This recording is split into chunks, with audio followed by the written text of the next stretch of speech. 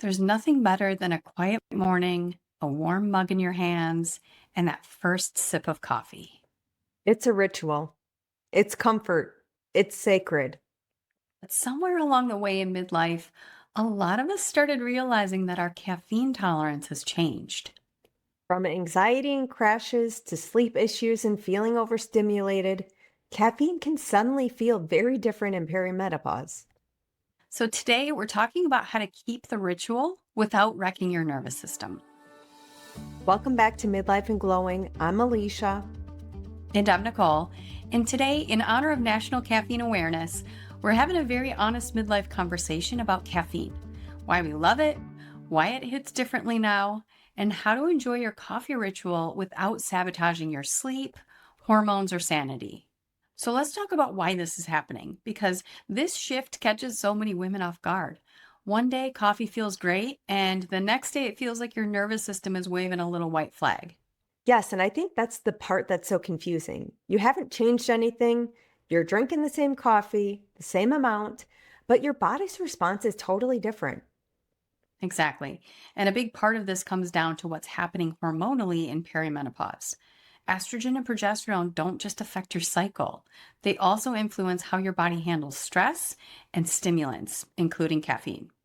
So caffeine basically becomes more intense. Yeah. Caffeine stimulates your nervous system and raises cortisol, which is your stress hormone. And in midlife, many women already have a lower stress tolerance thanks to hormonal fluctuations, busy lives, and often less restorative sleep. And of course, just the extended period of time we're in a chronic stress state. So many women are living in fight or flight mode. And when you do that long enough, it's going to take a toll eventually.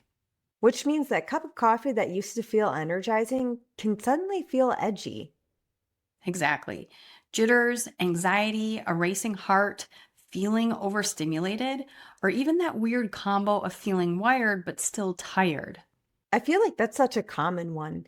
You're not energized, you're just kind of activated.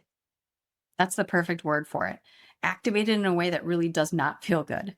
And another piece is that caffeine hangs around longer now. Your liver doesn't metabolize it as efficiently as it did when you were younger, so it stays in your system longer. Which explains why sleep suddenly feels more fragile. Yeah, even if you're having a coffee early in the day, it can still impact your ability to fall asleep or stay asleep, especially if you're already sensitive. And then we end up in that cycle of poor sleep, needing more caffeine, and then feeling even more off. Exactly. And that's why this isn't about willpower or cutting coffee because you should. It's about understanding your body in this season and adjusting in a way that actually supports you. Because midlife isn't the time to push through exhaustion with stimulants. Right. It's the time to work with your nervous system instead of constantly asking it to do more. So I've actually been caffeine free for over a year, which I did due to health reasons. And I will say that it was not difficult because at that point I wasn't even really enjoying my coffee anymore and could barely even get through a cup, which I was always a 2 cup gal. But now that I've been off it and reflecting back, I could see how reliant I was on it and how much it affected me. I would get headaches if I didn't have it right away in the morning. I would get the shakes when I did have it. If I had it too late in the day, I couldn't sleep. I didn't want to interact with anyone until I had my coffee. So now that I'm off it, and I say this like it's a drug, um, Yes, but it now that I'm is. yeah, right. So now that I'm off it, I really like the fact that I don't depend on it anymore. I can get up and do anything I want without being tied to the coffee maker. I do, however, still enjoy a cup of coffee, but it's a decaf. And it's more of a ritual than a necessity. Yeah, that's great. When you can enjoy it without being dependent on it or majorly affected by it is so great. Totally. I still have my warm mug, my quiet moment, that sense of easing into the day, and I didn't expect to love it as much as I do. I thought I was going to go right back to it as soon as I got my health issue resolved, but I haven't, and I haven't felt the need to. I love that. Yeah, I've landed in the one third calf world, mostly because Chris insists that there needs to be at least a little caffeine involved. And I can understand that with his profession. Yeah, totally. For those of you that don't know, my husband is a firefighter. So I do get it. And really, the one third calf works great for us right now. I'm definitely much more sensitive to caffeine than I was in my younger days. Too much, and I feel anxious, overstimulated, jittery, and definitely my sleep absolutely suffers. So reducing my caffeine has definitely helped me feel more steady, more regulated, and just overall better throughout the day. And I think that's the theme here. It's not about giving something up, it's about finding what works now. Absolutely. So, if you're listening and wondering whether caffeine might be affecting you more than it used to, let's talk about some common signs we see in midlife. Because once you hear them, you're usually like, oh, yep, that's me.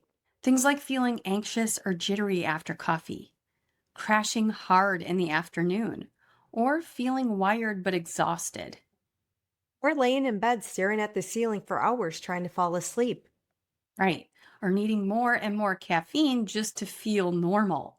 Having a caffeine withdrawal headache when coffee time is delayed or skipped. Oh, yes, I remember those. So, if any of these sound familiar, caffeine might be a factor in how you're feeling. Yes, don't worry, that doesn't necessarily mean you have to abandon your coffee ritual or miss out on something that you love. So, let's talk about what we can do with this information because we're always about practical, doable shifts. No extremes, no all or nothing. One of the easiest changes is delaying your first cup of coffee. Right. Try waiting 60 to 90 minutes after waking. Your cortisol naturally rises in the morning, and letting that happen before adding caffeine can really help with energy and reduce that edgy feeling. I mean, personally, I hate this option because I really enjoy my morning coffee ritual like right away. I mean, half the time I'm excited to go to bed just so I can wake up and enjoy my coffee. But in theory, this is a great option. So if this works for your routine, give it a try. Yeah, I can't say I'm too keen on that option, but another option is reducing instead of eliminating. Half calf, one third calf, or decaf still lets you enjoy that ritual without overwhelming your system. Or if you're someone that has multiple cups a day, just start by cutting back on the number of cups you have. Right. This doesn't have to be complicated or unpleasant. And next, try avoiding coffee on an empty stomach. Pairing caffeine with food, especially protein, can make a huge difference for blood sugar stability and prevent those crashes. And even just collagen powder or protein powder in your cup of coffee counts. So it doesn't have to be a full meal right away when you get up. But protein before caffeine is a good idea. Protein powder in my coffee is definitely my preferred strategy. And also having a caffeine curfew helps. Yeah, this is a big one. Even if you think caffeine doesn't affect your sleep, it often does. Cutting it off by late morning or by noon at the latest can be a game changer. Caffeine has a long half life. And as we already touched on, as we age, our ability to process it can become less efficient. So it hangs around in our system longer.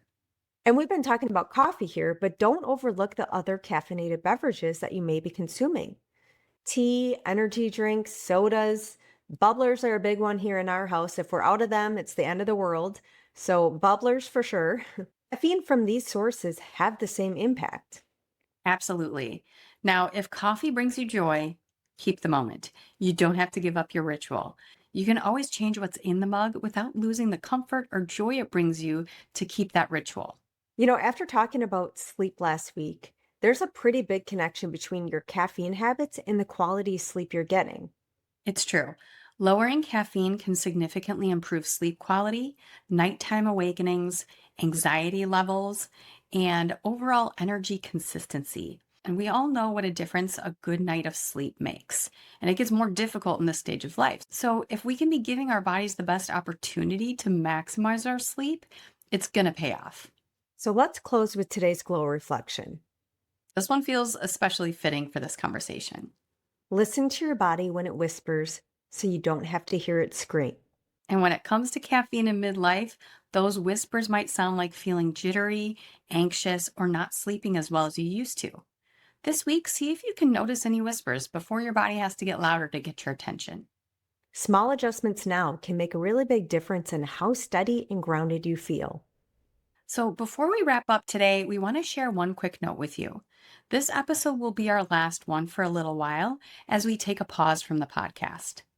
We're taking some time to focus on other projects and to make sure we're honoring our energy and capacity in this season. That's something we talk about a lot here. Listening to your body, respecting your limits. And this feels like a natural extension of that. This community and these conversations mean so much to us, and we want to honor them by not pushing through when it's time to slow down. We'll be sure to let you know when we're ready to kick off the next season. And in the meantime, you can always stay connected with us on our social media accounts, which we'll make sure to link them all in the show notes. Thank you for listening, for sharing the show, and for being part of Midlife and Glowing. Here's to honoring the season you're in, trusting your body's signals, and choosing what truly supports you.